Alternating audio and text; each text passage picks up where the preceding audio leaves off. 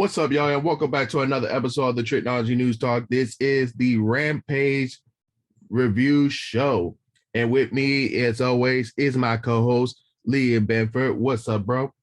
What is up? Let's get into it. Easy Rampage continuation from Dynamite. All right, we are still from Atlantic City from Dynamite Wednesday. So starting off, we had a tag team match with the Young Bucks and Rocky Romero and Trip Beretta. As you already know, this rivalry goes way back to New Japan, and it comes down here to AEW. No doubt, this match was insane. We even saw a freaking cameo from Dan Hansen cursing the Young Bucks, and but at the end, the Young Bucks took the victory with that BT trigger that no one ever kicks out of. Well, I think if I'm not mistaken, the Lucha Brothers escaped it, but that was a steel cage match at the time. But you know what it is. But the Young Bucks took a victory for this one, and then after the match, Cutler ate an orange punch from Cassidy. The Bucks then took out Cassidy with a super kick party. Beretta chased off the Bucks, but then Jay White ran in from the crowd and takes out Beretta with a Blade Runner. So, what are your thoughts about the Young Bucks and the Varsity Vice rivalry, and then also Dan Helsing and also Jay White coming in? I like Roppongi Vice, man. They're a great tag team. I kind of like them better than the whole best friends thing because Trent looks more like the bigger guy on Roppongi Vice than he does against like Chuck Taylor. But great match overall. Bucks pulling out, some of the greatest hits. It's just one of those fun matches, a lot of back and forth. The Danhausen spot was funny. I wonder if this is how they just going to use Danhausen. Is it just going to be these little pop-ups, or would he actually get in the ring? I know he probably still recovered from his injury. I'm not sure if he's cleared yet, but definitely a little fun spot.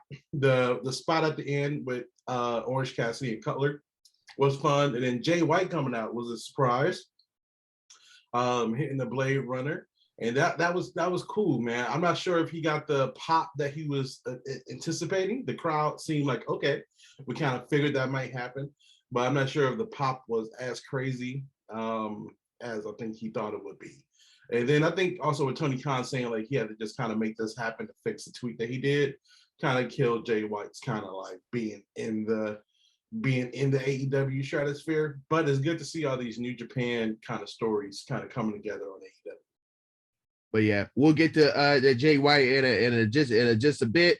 But after the match at the commentary desk, Ricky Starks announced that Dante Martin will be facing Powerhouse Hog in the Face of the Revolution qualifying match on Rampage next week.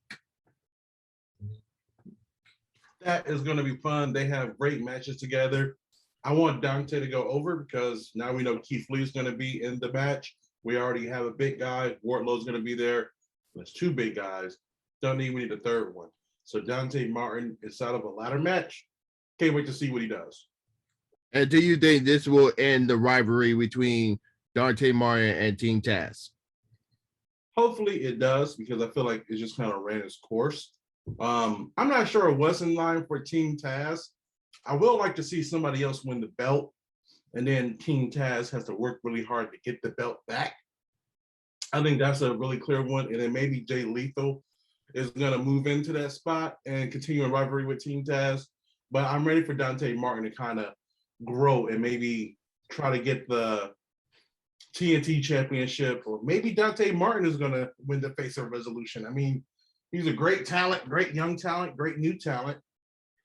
Who knows, Yeah, we'll see.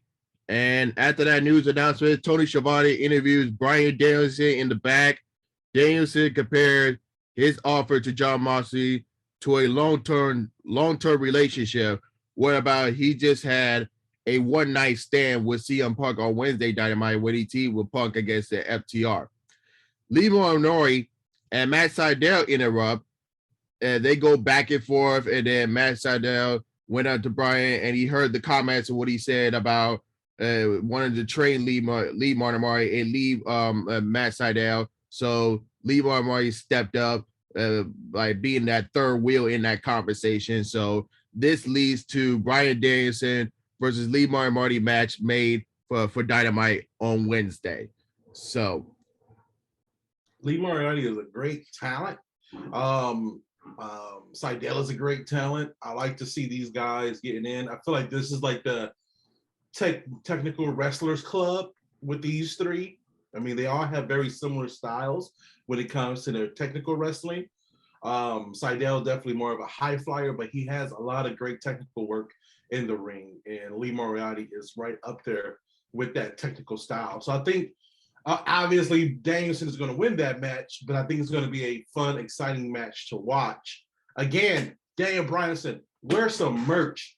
Come on, man. Help them sell some shirts. Wear some merch already. I'm tired of the white shirt look. And they could have something in mind, and they're just waiting for that right moment. But it's going on quite a time now. I need you to wear some merch. But yeah, I like this little this group of people involved with this rivalry. I mean, because we can really see this expand to a CM Punk Daniel Bryan rivalry, and how great would that be? Yeah, but going back to Lee Martin, that this is going to be his chance to shine this Wednesday. As you already know, Brian Danielson, wherever the match or whatever match he's with, he tried to make the match as good as possible. So I guess so with him and Lee Martin, this is definitely going to be a good match. It depends on how long it's going to go for, but I think this is Lee Martin's chance to shine on Wednesday on Dynamite. This is his chance. 100%. I mean, spotlight is going to be on him for sure. So after that, we got Britt Baker DMD versus Robert Renegade. Don't know too much about her, but this last like at least like 6:30 in the match. So Britt Baker hit the elbow strike and the Fisherman's Net Breaker, then a curve stop for the win. So after the match, Breaker applied the lockjaw on Robin, but she was bleeding from the mouth. Thunder Rosa made the save, taking out Rebel on her way to the ring, ran down, fists are flying on Baker. Jamie Hayter right in to save Baker, taking out Rosa with a backbreaker. Mercedes Martinez ran down to get her own shots in, but then an argument between Hager and Mercedes Martinez. Baker had to pull these two apart. So yeah, I think the big thing. Go ahead. What do you see this lead to? Because I feel that especially with Mercedes Martinez versus Thunder Rosa coming out with it in the no DQ match. So what does this lead to? Not only trying to build up the Britt Baker versus Thunder Rosa, but how is this other thing going on between Jamie Hayter and Mercedes Martinez? Where do you see this leading to? I mean, we just got two badass females who like to fight with these two. It could just be more teasing. I mean, they've been teasing the whole kind of the whole Jamie thing with Britt for a minute. So like it's always been something going on with her. So I think having Mercedes kind of pop in, and now we got two women who got short triggers and like to fight, is going to make for some interesting TV, and how Britt Baker can kind of keep these two women aligned and on the same page. You got the hired gun, and then you got like the friend who's there to help. Well, they're both kind of hired guns in a way. So I'm not sure how Thunder Rosa is gonna add to this, but maybe Thunder Rosa can team up with somebody, and we can have some tag team matches with Thunder Rosa and a partner versus Jamie and Mercedes. So that'd be good to kind of lead up to the final blow off between Thunder Rosa and Britt Baker. Speaking of tag team, I just had this idea. If AEW and Tony Khan wanted to go with the long-term booking and then say Britt Baker versus Thunder Rosa at Double or Nothing, what if Jamie Hayter split with Britt Breaker, and then somehow we get a match between these two, maybe on a Dynamite or Revolution, depends how it goes, or maybe we can get a tag team match with Breaker and Mercedes Martinez versus Thunder Rosa and Jamie Hayter at Revolution. I mean, these are some ideas, so we got a lot of time between now and Revolution, how things gonna go. But I know that we got a lot of plenty ideas like Thunder Rosa versus Big Breaker. That can happen either at Revolution or they want to save it until Double or Nothing. So we got a lot of possibilities here. A lot of possibilities with all these women involved for this rivalry.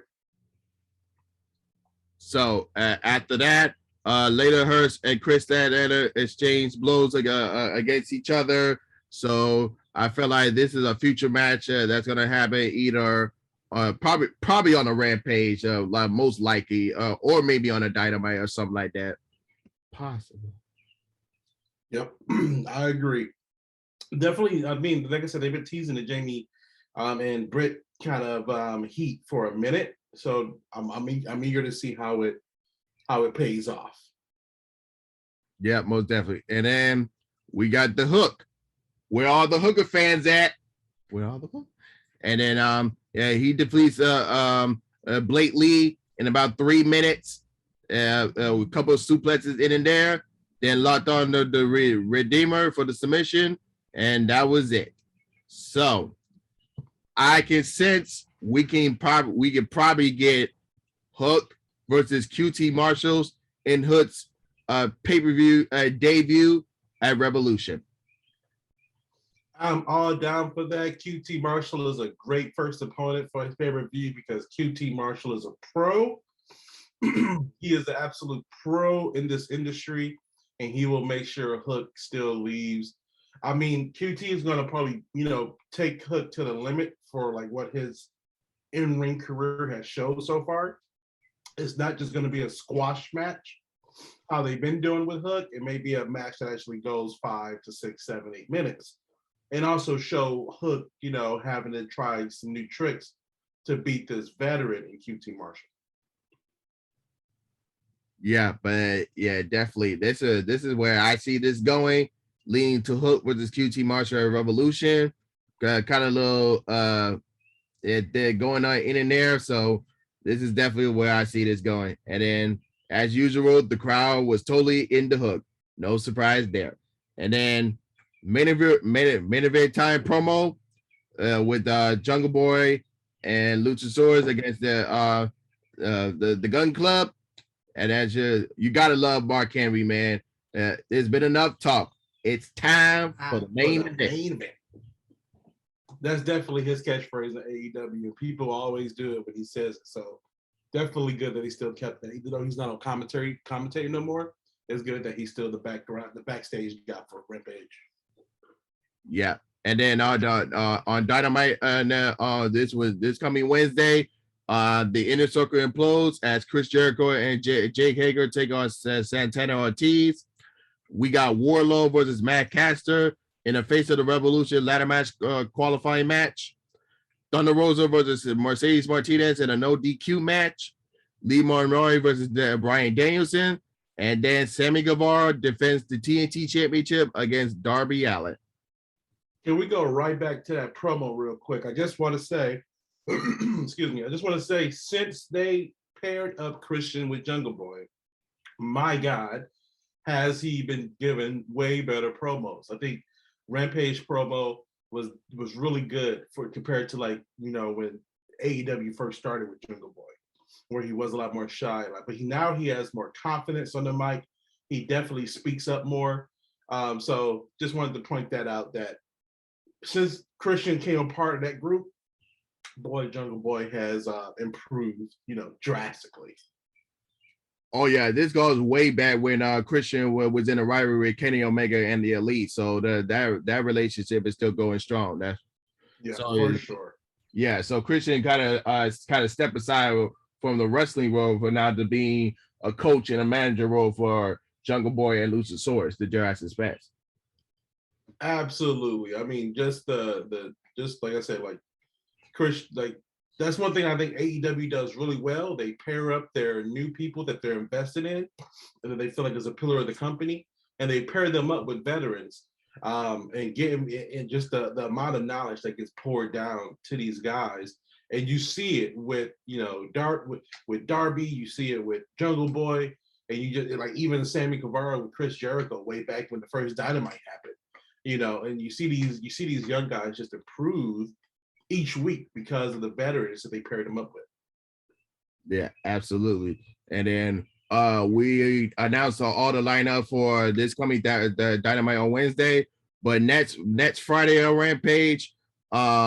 So this will be their start time is going to be different because of the All-Star weekend that's going to be happening next Friday. So the special start time will be at 7 p.m. It's still going to be 1 hour. So but just to keep in mind on that. But on next Friday on Rampage, we have Trent Barrera against Jay White. This is going to be Jay White's AEW debut. Can't wait for that. And wait for that. And then Dante Martin versus Powerhouse Hog in the Face of the Revolution ladder match qualifying match. Sound like a jam-packed Rampage. Yeah, and it's a special time too, because it starts at 7, but then and then afterwards at 8, you got SmackDown, and then also the NBA All-Star Weekend at the same time. Right. So real quick, who do you see going into the Face of the Revolution ladder match so far based off the qualifiers? For the next qualifying matches, Wardlow and Dante Martin.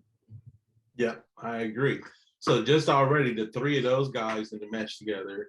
Not even speaking about whoever else is going to join. And then also they always kind of have that debut in these Face of the Revolution things or the ladder matches. Sometimes but they already kind of got that with Keith Lee. So I don't see any more surprise guys coming in. But Keith Lee and Wardlow in the match together, mixed in with Dante Martin high flying already with just those 3. We have a really exciting Face of Revolution match coming up at Revolution. Yeah, definitely. And then the main event time for the AEW World Tag Team titles, the Jurassic Express versus the Gun Club. This was a really good match. The Gun Club really looks good here. And in the match, even Christian and Billy Gunn got into it as well. There was a one point that the Gun Club almost had it after Jungle Boy got hit with the ring bell. They almost had it, but yeah. I was with the championship belt. They hit him with the tag team belt. And I really thought that was a 1, 2, 3. Like Jungle Boy sold that so well. Where I was like, oh, like I really thought it was a 3. I thought it was a 3 count for real. Oh yeah. Let's give it up to the Ass Boys, who are making the best out of this gimmick and making the best out of their situation. Austin coming out with his best Shawn Michaels attire on. I like Austin Gunn, man. I think he's that twerp that everyone wants to hit, in the face. So he makes a great heel. And also just the progression for these guys, like watching these guys on Dark, like in 2020, and like watching them grow during this time and using Dark as a way to kind of get their skills together and everything that Billy has been just teaching them. They're a really well-formed tag team now. And they can go out there without Billy Gunn and still get heat and still get the crowd mad at them and make people think that they got a chance. So, I mean, unfortunately, their undefeated streak is over now, but it was in a tag team championship match. So everything was for everything, nothing was wasted. So, but shout outs to the Gun Club who really made that gimmick work, and they're running with the Ass Boys thing. And I think they got a lot of good success on the way. Yeah, and then the last moment of the match, they tried to use the Venice finisher with Austin trying to win for the Famouser on Jungle Boy, but he counters into the kill switch and got the pinfall for the victory. Yeah, I was surprised to see him use the kill switch. I mean, he learned something. Yeah, he learned something. I mean, I still like the snap mirror as his regular kind of finisher, but I was surprised to see the kill switch get popped out. Yeah, this was we had really good, 2 good tag team matches booked for the end of the show on Rampage tonight. So there's be guys be on the lookout for this coming Dynamite on Wednesday, and then next Friday is the Rampage. Yep, this was a really good. This is just a regular good episode of Rampage. Nothing crazy happened as far as story. Jay White debut, pushing things forward with that. But this was just a good episode of Rampage. Like I said, nothing too crazy happened. It's always fun to see Hook come out. I can't wait for Hook to have his pay-per-view moment and to have that big crowd reaction. Where are they having Revolution this year? Orlando. Is it in the big stadium? No, it's going to be at. It's kind of not at a stadium, but it's going to be at the UCF arena, at the Audition Arena. Oh man, that was right in our backyard, right back in Full Sail. Yeah. Dang, it's right there. I got a friend who still works for Full Sail that I'm 100% sure he's going to be going to that show. Yeah, but it's in the University of Central Florida area where they had their college basketball at. Okay, gotcha. Yeah. So it's going to be a nice wrestling crowd then, because there's a lot of hardcore wrestling fans in that area of Orlando. Yeah. Okay, cool. But yeah, any final thoughts? I don't know. Nope, like I said, just a kind of up and down episode of Rampage. Nothing that really pushed the needle any other kind of way other than Jay White coming out. Yeah, good episode. Like I said, the Jurassic Express they just became such a professional team with the help of Christian in the last year or so. And I just, I'm really, really just happy for that team to kind of get that kind of leadership where they can kind of be a ticket seller for AEW. Yeah, absolutely. This was a great show. And then we'll see y'all Thursday at the Dynamite on Wednesday. And without further than that, he is Leland, and I'm Trico, and we're signing off. Peace.